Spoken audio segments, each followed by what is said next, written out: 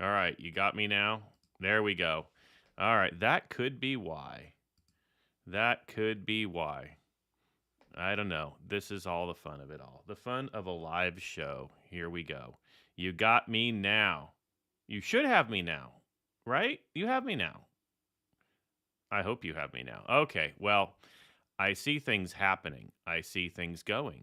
So hopefully you got loud and clear. Good. Yeah, I went for a dramatic opening and then this is what I get. A dramatic opening and this is what I get. But, still living in 1999.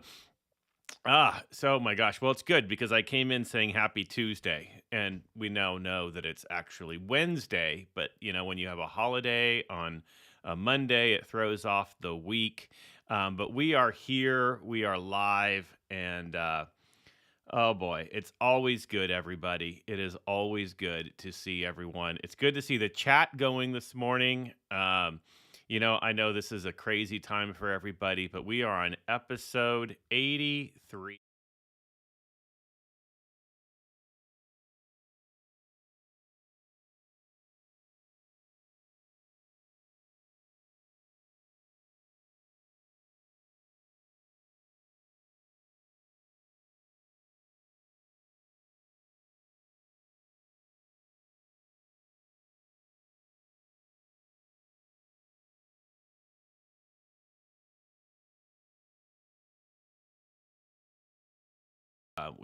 We thought it would go. I think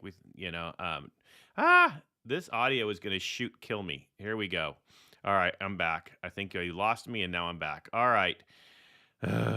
Oh, life is good. Life is good, people, is it not? All right. Let me know if I cut out again. I've got a brand new setup again. So as you know, I've been working on some other things and trying to get everything pulled together. Well, I've got a brand new setup that's half set up. So my goal this week is to get everything already all set. So it's automated and automated for when I travel. I'm getting a whole little rig going, so we could do some things front live from various locations. Some cool things, just so you know. So next week will be a normal show. However, that weekend, I probably leave right after the show, heading out to CES, Consumer Electronics Expo. Um, big stuff with the metaverse going on there. Big stuff with NFTs going on there. As you know, it is the single largest consumer an electronics expo in the world. Over 100,000 people will kind of roll on into Vegas. I'll be doing some live streaming from there, bringing you some updates of kind of what the NFT world, the metaverse world is looking like.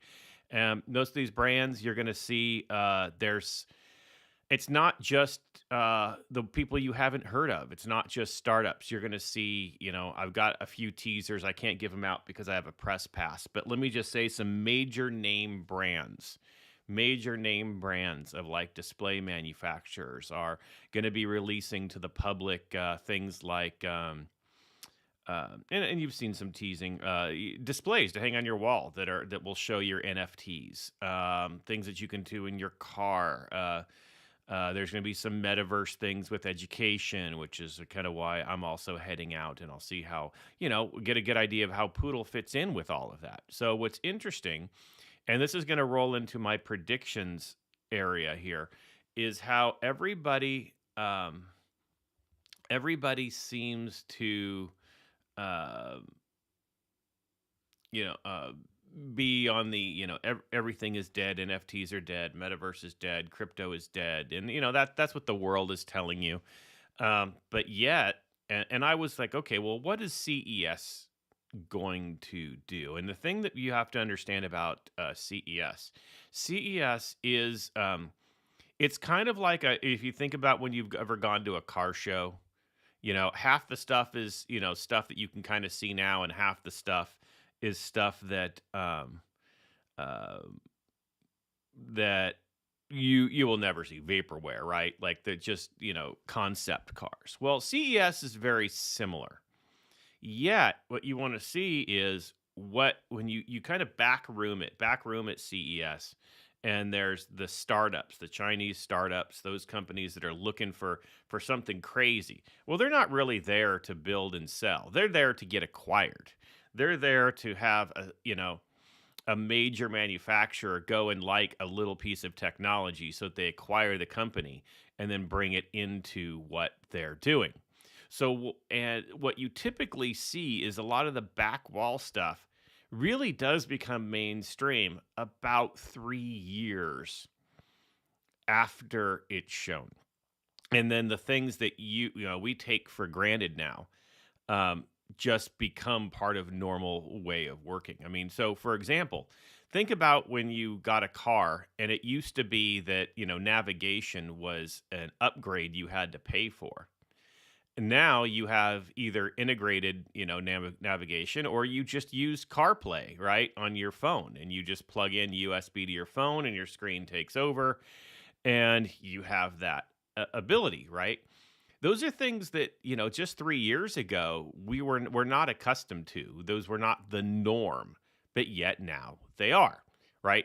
So that's kind of where CES sits, and that's next weekend. So I still have a show before then, but I'll start getting some press releases. I don't know if I'll get there before Paris Hilton speaks. I can't really leave till I think she's Wednesday night or Wednesday afternoon. So I think by the time I travel, I will miss Paris's speaking. But she's doing the big keynote area for the NFT stuff. So either that, but I'll at least catch up with kind of what she said and try to.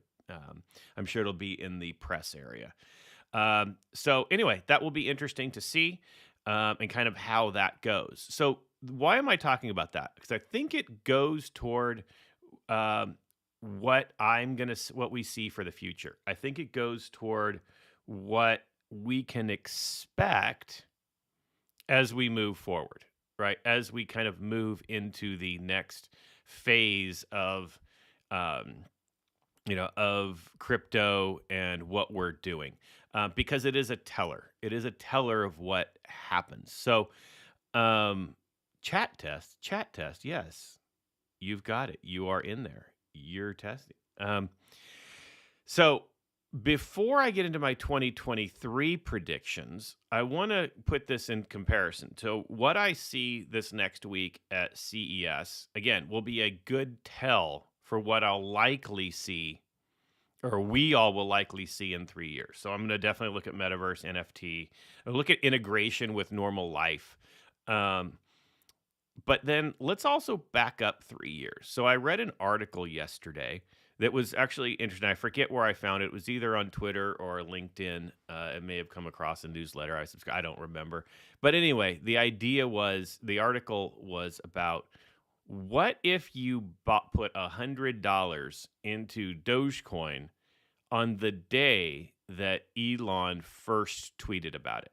Okay, this was 3 years ago. It was back in 2019. Obviously, it was, it's just crazy. It's not that long ago. But if you really think it was 2021 early that there was the big boom, right? So it was February, March, April, May of 2021, that we had our big boom in crypto, right? And that was really where it took off. Many people were doing things a little bit before, but that was really the big boom. And it hasn't been that long since the end of the bear market, or since the bear market kind of hit. But if you go back to 2019, which again was only a little over 3 years ago, 3.5 years ago, and you put in $100, even with the current crash that we've kind of seen, and with everything dropping, right? I think Doge is currently at 10% of its height, right? You still would have had $2,300 if you would have put in 100.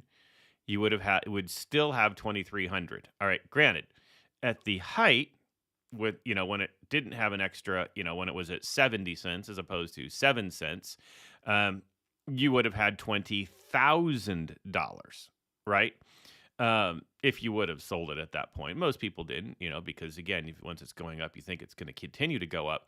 But that is indeed the 200x that, we all sit there and say we want 100x, 1000x, where is potential? Obviously, we see the potential we have more zeros to kill. It's actually harder to go up the less zeros you have to kill, right? That's just the way it is.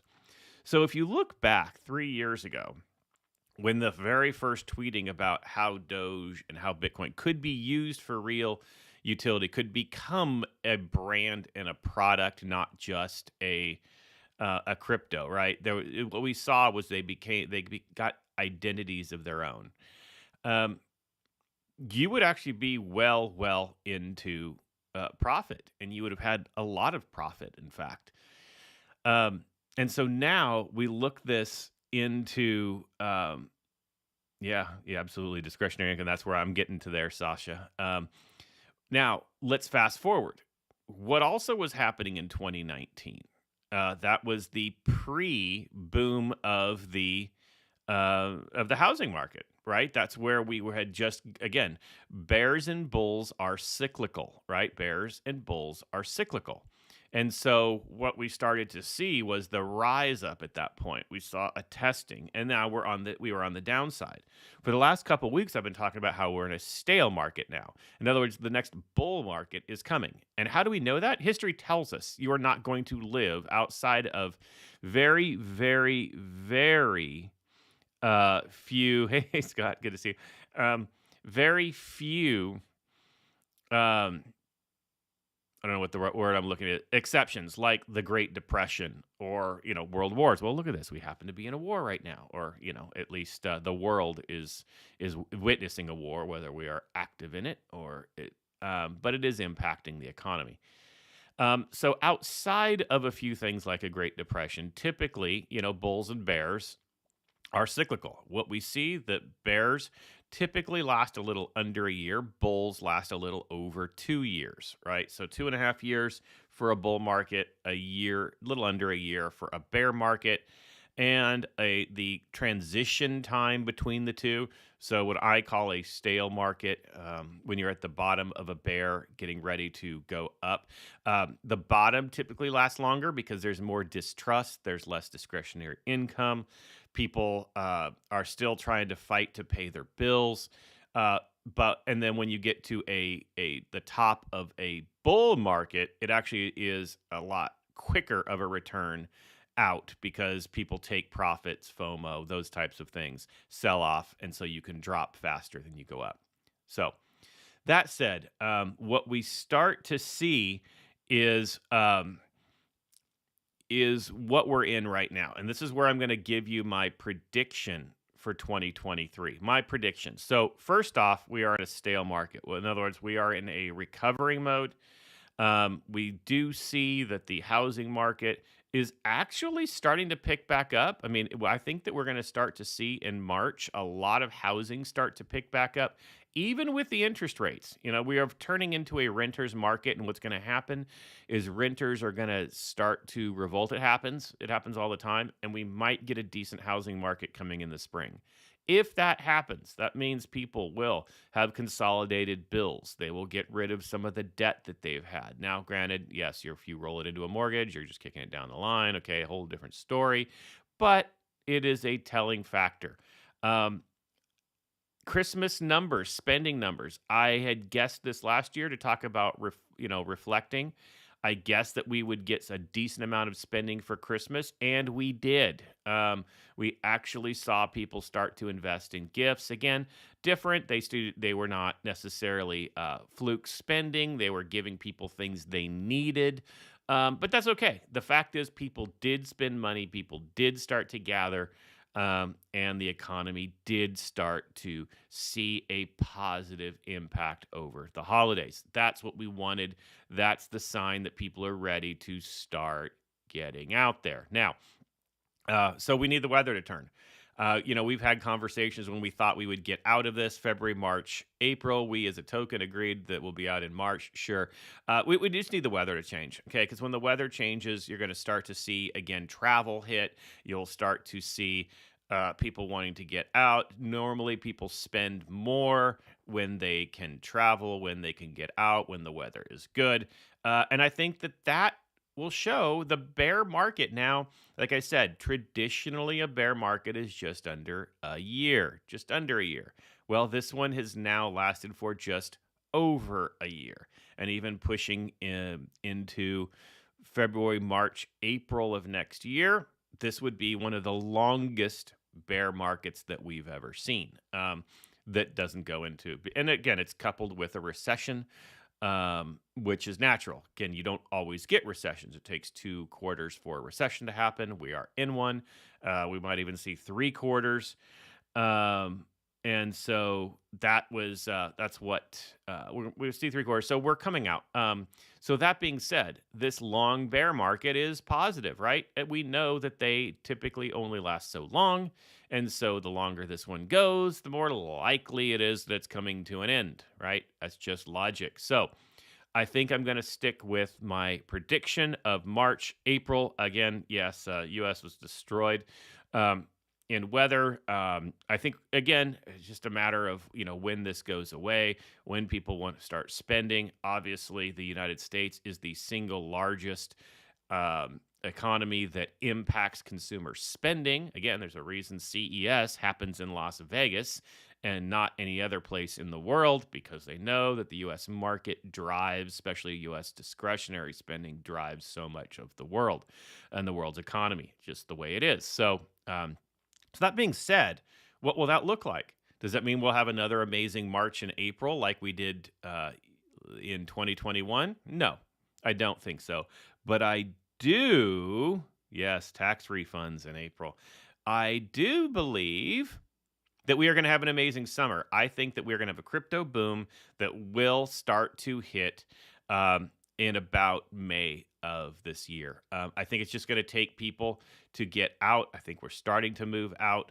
I think that that's a good time why we need to keep packing our bags right now, because that also gives you leverage. You realize the more of our tokens you own right now, the more you're going to be able to leverage at some point when you do need to take a profit. And again, it's nothing against selling. It's stupid to sell now, but at some point, as we become popular, people are going to want to buy the token. They're going to buy it at a higher price. But go make yourself some money. Make yourself some money. But you're not going to make money right now. You're not going to make money at the first 10x. So let it build, and get yourself a good future there. So that's what I'm doing. As you've seen, I'm continuing to buy. I'm continuing to grow, dollar cost average myself, and that's what we're going to do. So I think that we're going to see by the end of 2023, we will be in the next bull run. I would be shocked if we weren't, for a couple of reasons. First off, then we would just be in a depression, right? I mean, the fact is, we're not in a depression. The economy isn't really set. We're not the kind of people, like, we're not lined up for a Great Depression type. That would make this the longest bear market to ever happen. I mean, that's very unlikely. Could it happen? Sure, but that would lead us into a depression, which won't happen. Even with a lot of people, we saw how many billions upon billions the world's wealthiest lost over this bear market. The fact is, they're not freaking out. The fact is, even what you have to realize is they are fake losses, right? And this is what I want people to understand. And I hate. All right, I need to cut this bit out for social media posting. I hate when people tell me that you've lost all this money in Poodle or any investment, okay?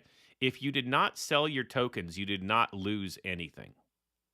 Let me say that again.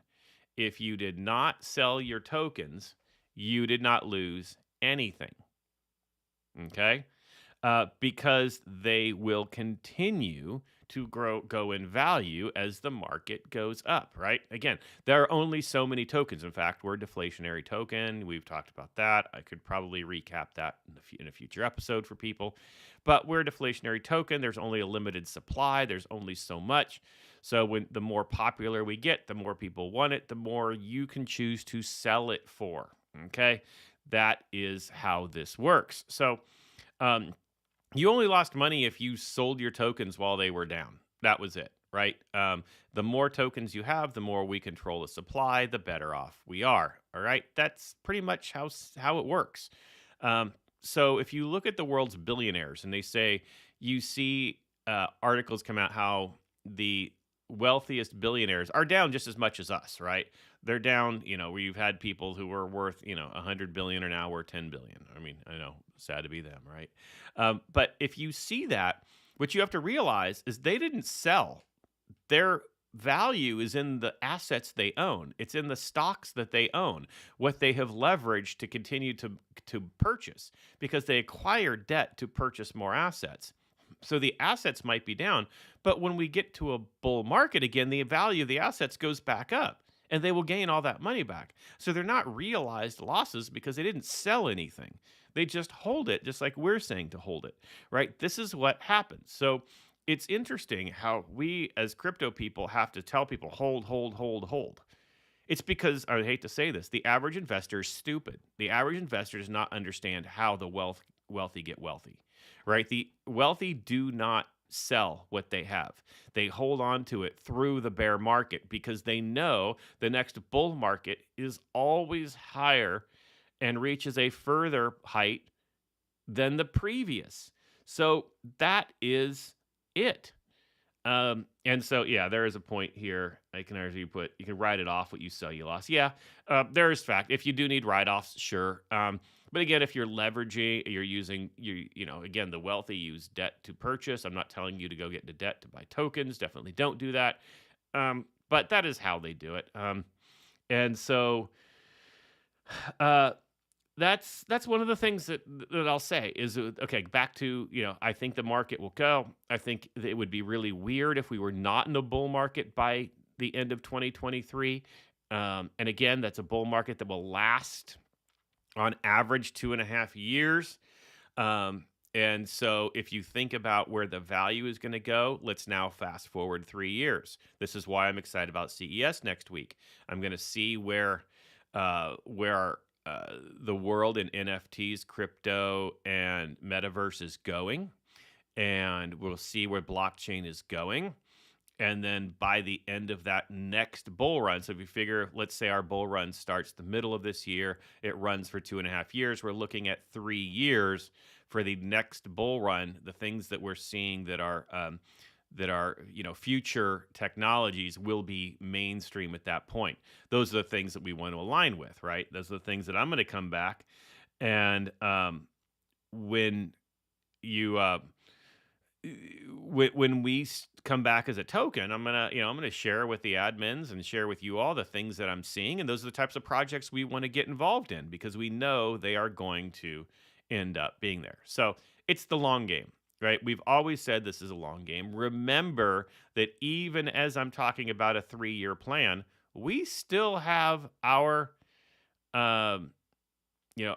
token, our liquidity is still locked for 4 years. So don't worry. We have our liquidity locked for as long, all the way through, if we go on average times, the entire next bull run. And by then we will lock it again.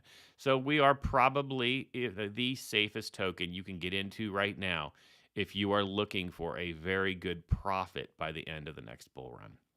So that is my main prediction, the economic one.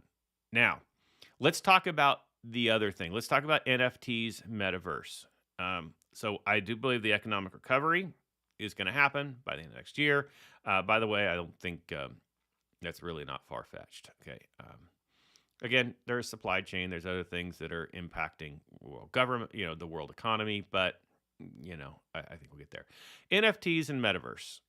So I ran a poll on Twitter asking what people thought of the NFTs. And I gave people 4 options. I said, is it just a fad? Is it a fraud? Is it a financial investment? Or is it the future? And no one put financial investment. Interesting. And I think I got just under 50 people vote on it. So it's not a huge pool, but it's enough to give an idea of what people think. 7% said it's the future. I would say most of us listening to this probably fall in that 7%. Some might say financial investment, but I think most of us say, are in the 7%ers, and believe in and believe that it's the future. And but over 50% put a fraud, and 30 some whatever the right, like 60 per whatever it was, and 30 some percent put that it was just a fad. So that is interesting.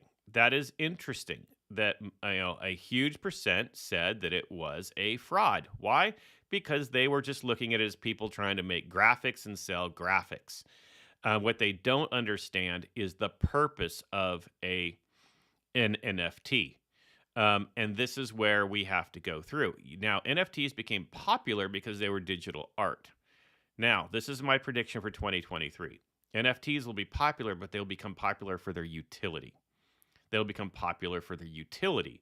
They are going to become popular because they will be a ticket to do something. An NFT will, one, either show ownership of something, or it will also show that you can do something with it. What you'll notice, there were a couple very, very large NFT projects just released in the last few days, in this last week. A few really big ones, some that sold out instantly. But here's the thing: it's not because they were um, necessarily great art. In fact, one of them, one that I purchased, was because there's going to be a video game, a sports video game that's put on by some people that won the Heisman Trophy, and you had to buy the character if you want to play them. So if you wanted like a super character in there, you had to buy their NFT, and then it works in that game, right? That was why I bought it, and also I went to school and Caleb won the Heisman. So here at USC, so I wanted to buy it just for the hell of that anyway. But again, it's actually not a great looking NFT. It's not at all. But what it does, it gives you utility behind it. And that's what we want to talk about. What's the value of the Poodle NFTs? What you're going to be able to do with it as we join metaverses, as we have added, distribution, as those types of things, and you become owners. That's the utility behind the NFT. It's the ticket to do something. And this is what we're doing as a token, is figuring out where we can align with our partners so that our NFTs have value beyond the art itself. Now, I love the way ours look. I love them just for the art themselves. But the fact is, they go beyond that. They're usable, right? With the augmented reality, the virtual reality, with being able to play in the metaverse. Those are the things that are important. So, as we continue to move forward, that's what we want to look at. We want to look at how is it that we can impact and be part of those communities. So my prediction is that this is going to be the year of utility. I think that NFTs will recover, but they'll recover because of what you can do with them. Now, it'll be, I have always said that an NFT is more like, remember when we had vinyl records and CDs, but really vinyl records, right? The record cover was a work of art, right? They were special. They did something. But the fact is, unless it was done by someone famous, you didn't buy it for the record cover. You bought it for the music that was inside of it. You bought the album for what you could do with it. And so what we are we are doing, hey, thanks Sasha for joining. What we're doing is seeing that that NFTs took off because of the album cover. And that was the wrong way of doing it. Now I'm happy because now it brought people to see it. It brought people in to look at what it is, and that's a good thing. But what we need for it to be successful in the future is the album behind it. What does it do? And that's what I think we're going to see. We're going to see NFTs start to take off because of the utility behind them. People will kind of dip their toes in the water. And it's going to be your golden ticket. We're already seeing concerts do NFTs to show that you were there. We're showing those types of things, the collectibles behind it. It's your pass to do something. I think that's what we're going to see with NFTs. They're going to move. They're no longer going to be, it's so much about the art, but about what you could do with it. Hey, thank you, Elle. Thank you, Sasha. So good to see you. And then my last prediction is metaverse. Obviously, I think it's going to continue to take off. I think the metaverse, I see it in education. I see augmented and virtual reality. I see the ability for social events and interaction in the metaverse. I will fill more in on that and what I think that looks like after I get back from CES. So I'll probably do a CES show in a couple weeks to tell you a little bit more about all that. But those are my main things. So if I had to take away, I think if I had to put this in terms, we will see a turn of economic recovery. It will be kind of a year of the tip your toes in the water. We'll see it take off, but again, it's just going to be a little bit of a waiting period there. And then last, we are going to see this be the year of utility. We're going to see NFTs, metaverse, things like that have to do something, mean something, hold added value beyond. So that's it. That's my prediction for 2023. Thank you, everybody, so much for joining the show. I appreciate it. Have a very, very happy new year, everybody. Hopefully, your holiday season is going great. We will see you next time. We'll see you next week. And we'll go on from there. Take care. Love y'all.